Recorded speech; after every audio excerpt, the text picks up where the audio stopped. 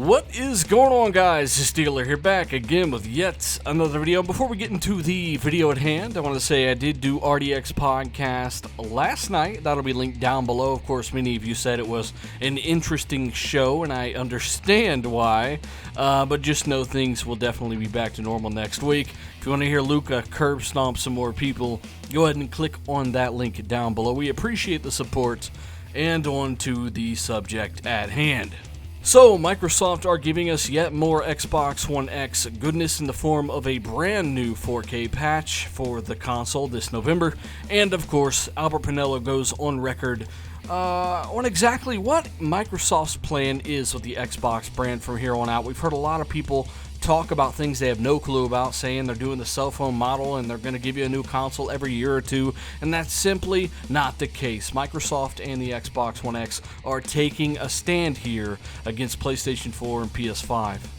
So, on to the topic at hand, starting with Halo Master Chief Collection getting a 4K update for Xbox One X this fall. Now, we already knew that Halo 5 is getting a 4K patch.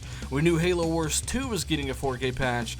Now they bring us the news that Halo Master Chief Collection, that being Halo 1 through 4 remastered, is getting an update this year. And this is absolutely phenomenal news for Halo fans. Even those that haven't played the game in a while, this may be a great time to take a second look. Now, they did confirm this on a live stream the other day where they were also talking about Halo Wars 2 and its Xbox One X patch basically being the equivalent of ultra settings on the PC at native 4K on the Xbox One X. Of course, that being a 30 FPS game on consoles, due to its CPU constraints, it should still look absolutely phenomenal running at native 4K ultra settings. You guys are going to be very impressed. Now, of course, I think this is absolutely phenomenal given the fact that everything from this point forward, this generation on, comes forward with you on Xbox. You're never going to have to restart ever again with your games collection, friends, or any of that kind of stuff. It's just going to work on future platforms, meaning any additional patches that increase visual fidelity for current games is definitely going to benefit when you go back in 5 years or so and play that old game then. So, like I said, any support is welcome, especially a game like this. Many people are going to be pretty happy about this. Now, all of that is backed up by Albert Pinello's recent interview where he confirms forward compatibility as Microsoft's vision. They will not adopt a cell phone model to compete with PlayStation 4 and PlayStation 5. Now, of course, Albert Pinello touches on many things in this interview, but the real thing he wanted to drive home here is the fact that Microsoft are not adopting a cell phone model for the Xbox platform. As a matter of fact, they are most likely going to move to a 4 or 5 year cycle for these consoles, and of course, that is more to the norm of how consoles traditionally worked. Keep in mind, the PS3 and 360 era were too long. They went on way too long, everything got stagnant, and that is not normal for consoles. If you look at the history, it's more a 4 or 5 year life cycle.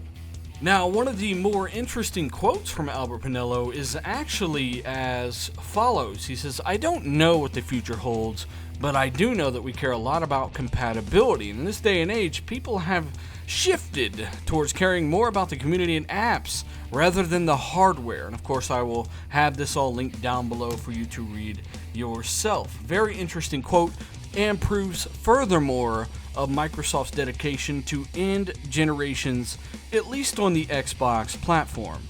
As I stated before, their aim is to carry everything forward. Similar to PC using x86 architecture, you're able to do these types of things. People will say, well, what about CPU and GPU compatibility? The only thing I can do for you now is point to PC and say they've got a billion different motherboards, power supplies, CPUs, GPUs, RAM combinations, all working in tandem, and things tend to just work usually over there. So I think with a little bit of oversight, they're going to be able to manage several different SKUs with different hardware architectures all at once pretty easily once they get all this stuff nailed down. And what that means for you is continued compatibility, most likely through emulation, similar to how the Xbox 360 emulation works on the Xbox One today. So, if you made it this far, please let me know what you think down below. While you're at it, hit that like button. It really helps the channel. I appreciate it. If you're into this kind of stuff, subscribe for more.